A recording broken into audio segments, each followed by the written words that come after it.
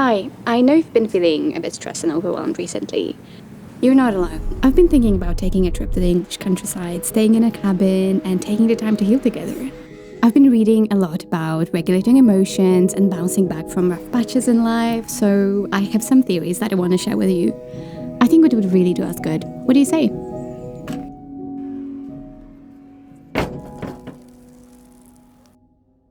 This moment feels very special because I did the same trip about a year ago, and that was after a particularly challenging time in my life. I was very burned out, very anxious, very stressed. Today, I'm happy to say I'm in a much better shape, but first, I need to pack. I hate packing. Last year, the trip was absolutely lovely, but it rained a lot. And although I enjoyed myself being cozy and being inside, I couldn't help but wish the weather was at least a slightly bit better. If you prepare for bad weather, both mentally, knowing that it's a possibility, and logistically by packing the right clothes, you have a way better chance of enjoying yourself. And if not enjoying, then at least not despairing and wishing things were different. Expecting sunshine all the time isn't realistic, and same goes for life. There's good times and bad times. Shitstorms and rainstorms are bound to happen at some point. So next time you're facing a downpour, remember, it's normal, it's all part of the journey. So pack your metaphorical raincoat and you'll be able to enjoy the adventure even when the weather's not cooperating. There's two types of people on the road. Those who fill up the tank when they see the gas gauge hit the quarter tank, and those who wait till it's completely empty. I'm definitely the latter kind. Not just with gas, but sort of with everything in life. I remember when my therapist told me, Daria, you only come here in full crisis mode or on the verge of mental breakdown, and there's not much we can do aside from crisis management.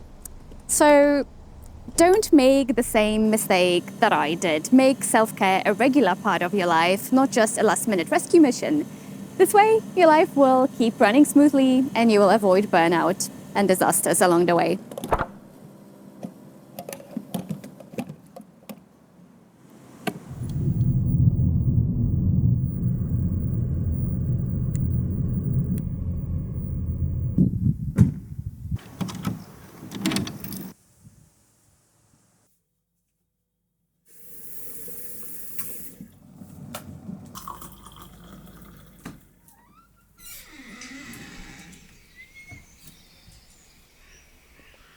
It's been a couple of years now that I asked not to get any physical gifts for my birthday, but instead to get an experience. And these nature stays are my absolute favorite thing. It's where I relax the most, it's where I can detach from everything, and it just makes me so happy. This place is so beautiful, I still can't believe it. I can't describe it well, so let me just show you around. There's a river that you can see from where we are right now, and you can go straight into it. It's all green everywhere, just surrounded by the lush greenery, a forest and meadow. And there's also an area with an outside shower and a bathtub that I'm going to use in the evening. And inside it's all very cozy. There are board games, there's a fireplace, there are books. I could honestly imagine being here for months. I only get 3 days, but still, I'm so happy and so excited.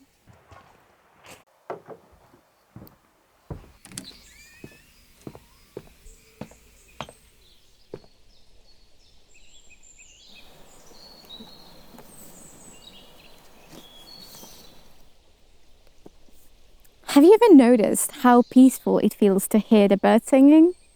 Well, it turns out there's a fascinating reason for this. Imagine our ancestors, thousands of years ago, living in the outdoors, always on the lookout for danger. They noticed that birds wouldn't sing if there was a predator nearby. So to them, birds singing meant safety. And that connection just got wired in our brain and survived to this day. So when we hear birds singing, it automatically triggers a sense of calm in our nervous system.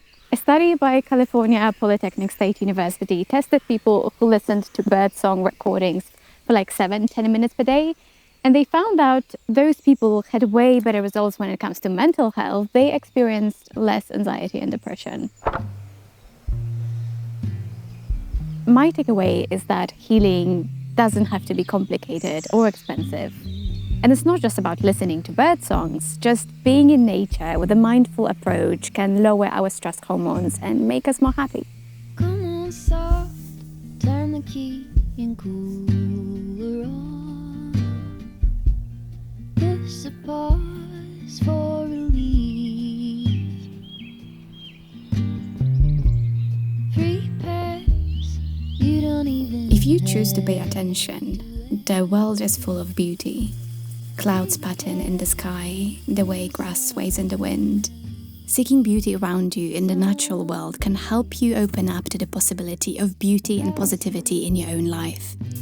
They say if you seek beauty and goodness hard enough, you'll eventually become it. I've got better things to do.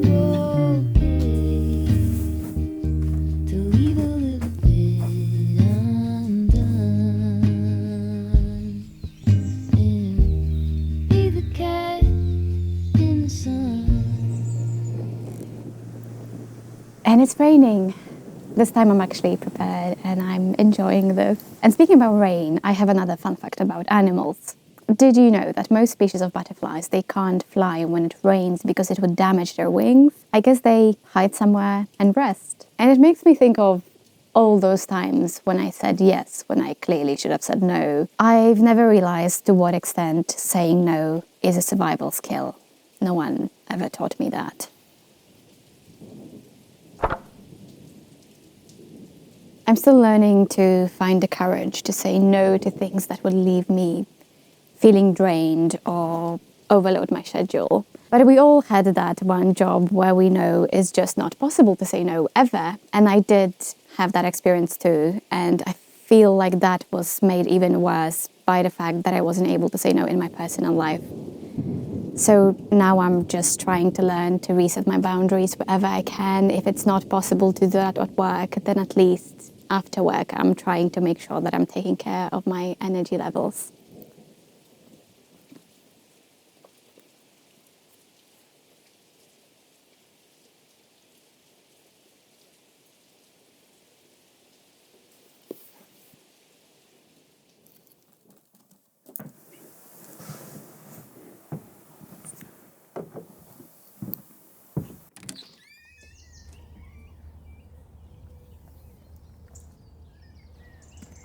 Out of 10,000 human generations, we're the very first one to be always online. It was quite different for our parents once they left the office. That was it. But we're always online, always connected to work emails, news, social media. It never ends. There's no taking a break from it. I think given how new it is in human history, it's normal we don't have it figured out. So cut yourself some slack. You don't need to get off the grid and get rid of your smartphone and become a hermit. Although that's always very tempting to me, old Ben Kenobi style.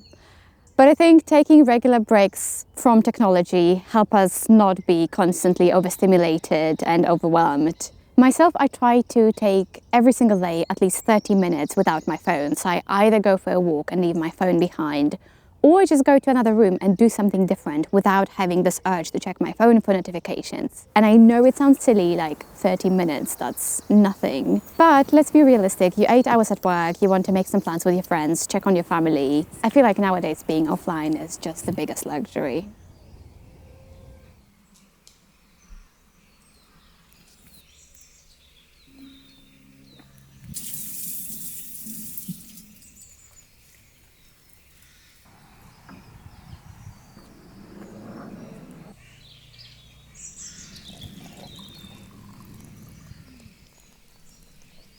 Nature at first glance presents an illusion of perfect harmony, following strict rules. But if we look more closely, we see a more chaotic reality filled with anomalies and disruptions, including human interference. A river, often seen as a steady, predictable force, can dramatically alter its course due to a fallen tree, demonstrating nature's ability to adapt and thrive amidst unexpected change. This intricate balance between order and chaos suggests a profound lesson. Liberation can be found in relinquishing control, embracing adaptability, and allowing ourselves to flow with life's currents, much like nature does.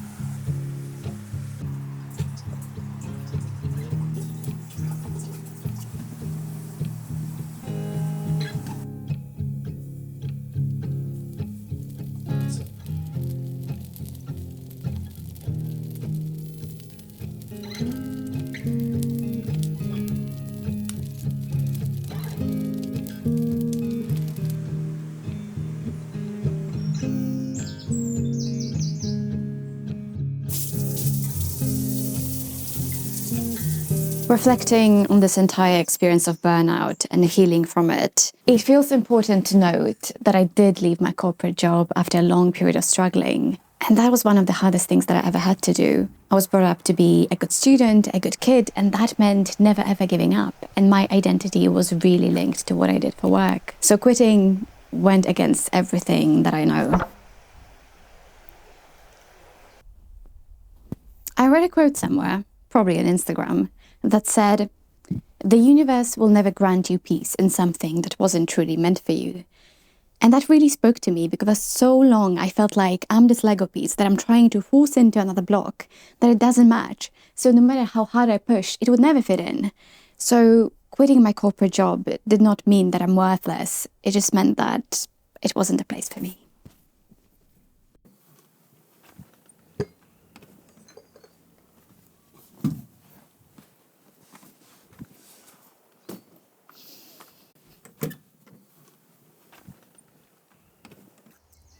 My new mantra is, I'm grateful for the challenges that forced me to do inner work, and I'm grateful for challenges that forced me to seek work that feels more aligned with my purpose and skill set.